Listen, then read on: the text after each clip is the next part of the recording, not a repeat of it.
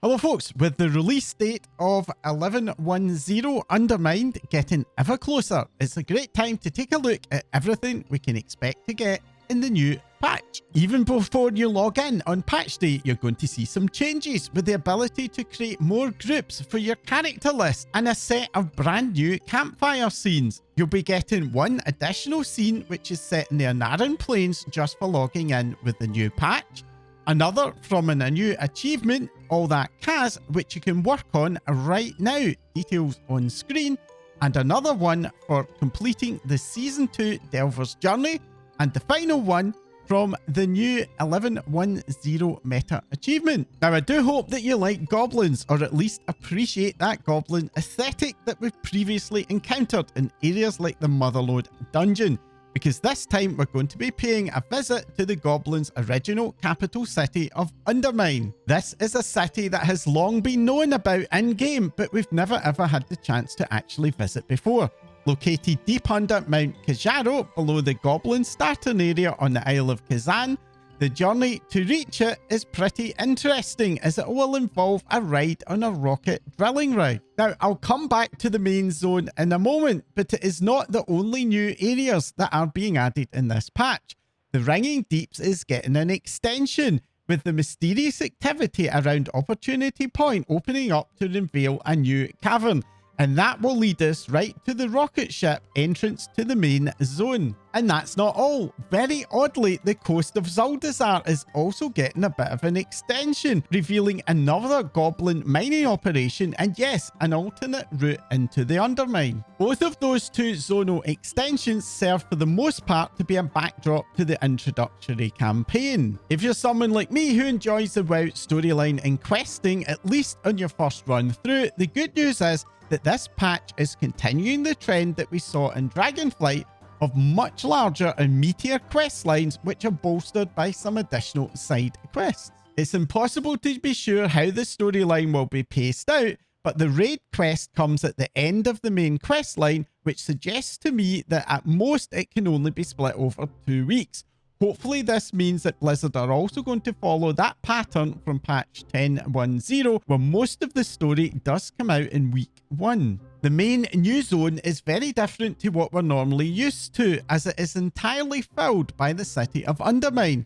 This does mean that the zone is a bit smaller in terms of surface area than a typical major expansion zone, but it has led to a city that is much larger than a typical World of Warcraft city. In terms of size and space to explore, it is probably quite a bit larger than Boralis, which until now was the best realised city in World of Warcraft. The big difference between Boralis, though, is that every part of Undermine is used for gameplay, with all of the usual activities that you might expect from a mid-expansion patch area: world quests, side quests, races, rares, and treasures. What this all means is that while the area is a little bit smaller, the dev team have certainly not been skimping in terms of giving us stuff to do. Entry into the new area is via a rocket ship tunnel boarding machine, which sadly turns out to be just a loading screen cinematic.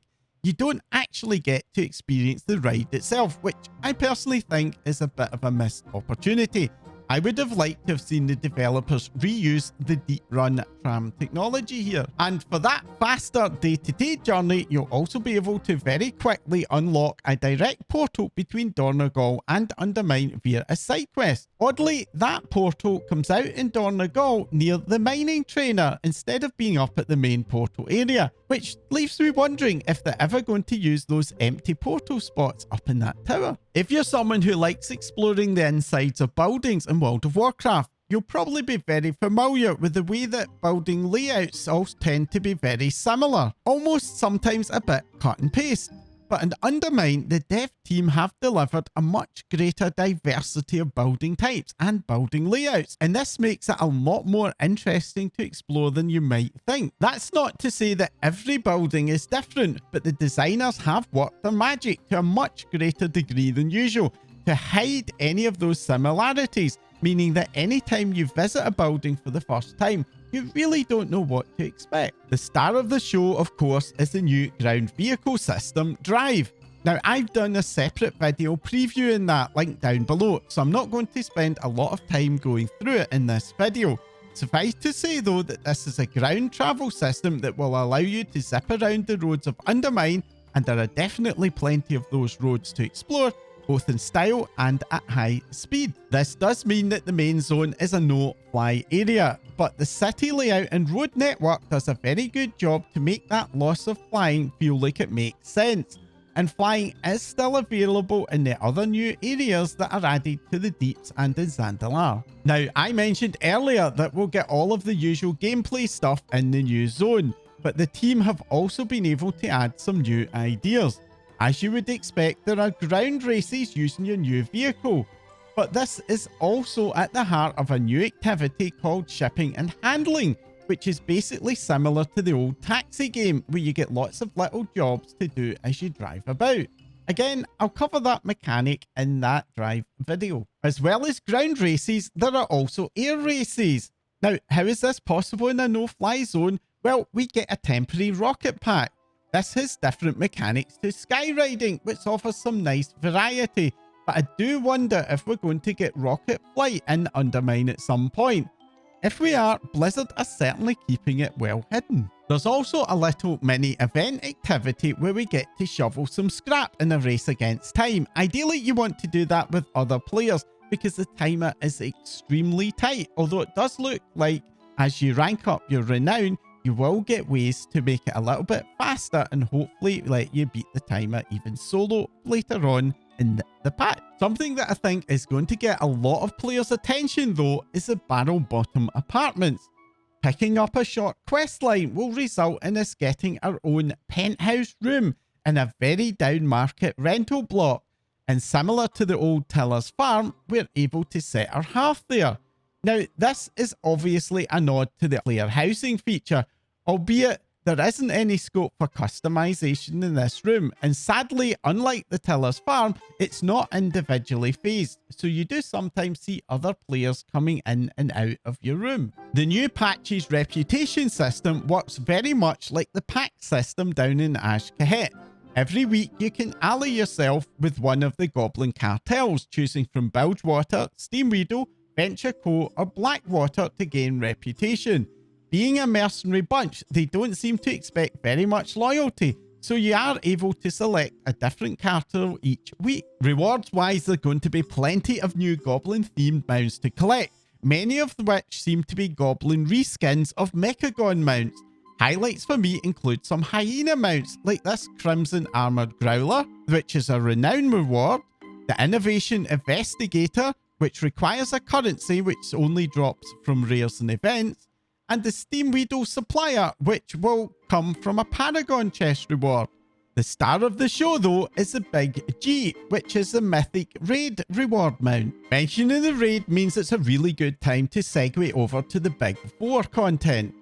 Delvers are getting 3 new delves. Excavation Site 9, which is a new Black Blood themed delve based in the new area in the Ringing Deeps. Side Street Sluice, a delve through the sewers of Undermine, and Demolition Dome, which is the home of the Underpin, the new Zekvir challenge for Season 2. The older delves are also getting a little bit of a revamp with a bunch of new stories to explore. There's also a bunch of new stories being added for the older delves to give them a little bit of a freshen up as well. Reward-wise, a lot is going to feel similar to Season 1. There's a new customizable mount, the Delver's Gobtrotter, along with some new customizations for the Season 1 mount as well. The Delver's Journey is also returning, with the final end reward being a cool new scene for that login page.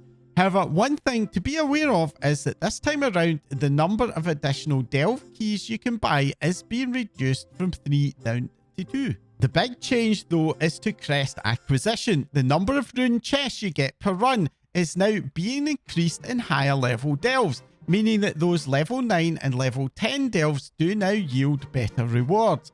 And if you progress to level 11, you can also earn 7 gilded crests up to 3 times a week. On top of that, the Delver's Bounty map is also going to be yielding higher amounts of gilded crests. And it's also getting a bad luck protection system, which hopefully will mean that it should show up a bit more consistently and regularly. If you're on a class like a priest, where reaching those higher level delves sometimes feels a bit like an impossible dream, Bran is also getting a tank mode, which actually does seem to be quite capable. And yes, we are going to be keeping Bran, who will now level up from level 60 to level 80, I think it is, in the new season. Bran will though be losing all of those curios you collected in season 1, with a brand new set for us to collect as we progress into season 2. Some of those new curios do seem to be quite tasty, and the overall end result is that I think Bran's going to be a bit more powerful in this new season, which is just as well, given that we're going to be wanting to push into those higher level delves. Mythic Plus, as always, is getting a brand new dungeon rotation. This one is going to include the 4 remaining War Within dungeons: Cinderbrew Meadery, That Flame Cleft, Priory of the Sacred Flame, and the Rookery, along with a brand new dungeon, Operation Floodgate. The remaining slots in the lineup are being filled with returning dungeons: Motherlode and Operation Mechagon Workshop from BFA, and Theatre of Pain from Shadowlands. As well as those new dungeons, Mythic Plus is also getting a pretty major makeover, with reductions in the number of tank busters and required interrupts, a big reduction in the difficulty gap between keys, and the removal of the death penalty Challenger's Peril from below plus 12 keys.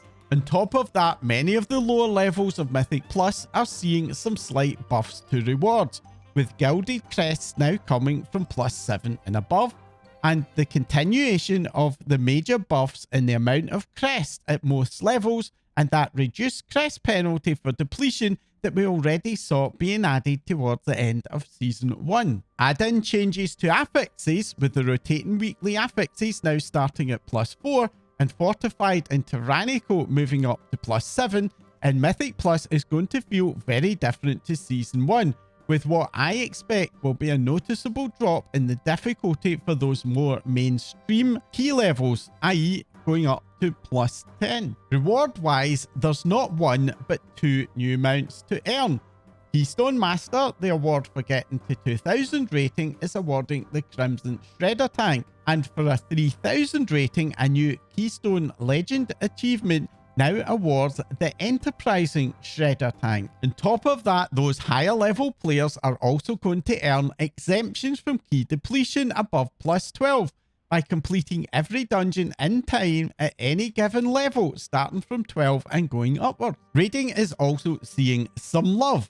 The new raid is called Liberation of Undermine, and it's an 8-boss raid similar in size to the current Season 1 raid. But the most eye-catching change is the introduction of a new dedicated 20-step Renown track. This will allow you to earn 1 Renown step every week from any difficulty. The raid awards twice as much reputation as you need to progress, so it will be very likely that it will be enough to just clear half of the raid. And don't worry if you don't manage to do that, because there will be a catch-up system. Those Renown steps have an extensive collection of rewards as you progress. Some of the more interesting ones include access to profession tables, vendors and crafting orders near the entrance to the raid in Undermine, faster food consumption, and a chance at an augment rune, which later on in the track will turn into a guaranteed rune and a chance at more every week. Later on in the track, we'll be getting transmog and upgrade vendors being added just outside the raid entrance, along with a new Hearthstone to the raid. The stacking damage buff system that we saw in Season 1 is also going to be part of the Renown system, kicking in at a much earlier stage in the season, albeit it will now be increasing every 3 weeks instead of 2. We can also later on look out to the addition of a repair point, which will also reset our hero debuffs. Out of combat movement speed buff, which eventually stacks up to 20%. And an out-of-combat self-res system. And finally, towards the end of Renown track, we will get an auctioneer being added in Undermine, along with a portal to the raid entrance. Now, one thing it is worth bearing in mind is that you can just do LFR to progress this Renown track. So this is all stacking up to be a pretty interesting Season 2 for Raiders. Overall, this is shaping up to have a very different feel to your standard mid-expansion patch. There are some signs of genuine innovation in the new zone, mainly through the new ground vehicle system, and while the zone is smaller than usual, it really doesn't feel small, given how densely packed it is with things to do. Although that said, I personally would have liked to have seen a little less reliance on rares and weekly go do stuff wrapper quests. With all of the main PvE pillars seeing some significant changes in terms of power progression and rewards, I do think that this season looks like it is set up to avoid the pitfalls that we all experienced in Season 1. And I'm actually quite hopeful that with all of the main PvE pillars seeing some significant changes in terms of power progression and rewards, I do think that this season looks like it is set up to avoid the pitfalls that many of us experienced in Season 1. Only time will tell if these changes do work out, but I'm personally feeling pretty optimistic about the new season. But what about all of you? What are you looking forward to the most in Season 2? Are you a fan of Mythic Plus? Or is that Raid Renown track enticing you back in to give a raiding another go? Let me know in the comments down below. If you found this video interesting, then do hit that like icon to let me and YouTube know that I'm in the right track. And if you want to support my channel, the best way to do that is by hitting the subscribe icon. But also do hit the bell icon next to it so that you get notified whenever a new video of mine goes live. I have a ton of cool new content in the pipeline that I cannot wait to share with you. That's all for now. Thanks for watching.